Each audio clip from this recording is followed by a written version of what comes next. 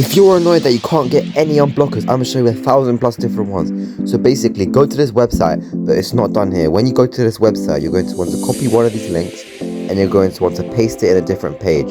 So paste it there, and you'll be brought to Interstellar. When you get brought to Interstellar, you can paste like Interstellar again or whatever, but that's really stupid.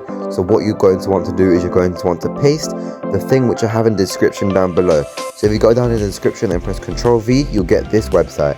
Then you're going to want to press paste. When you are here, what you can do is you can see Twigs Utilities. When you are here, you can see Proxies, so you're going to want to press the second one there. When you do that, it will redirect you to a different page. So all you have to do is press it, and it will bring you to a different page.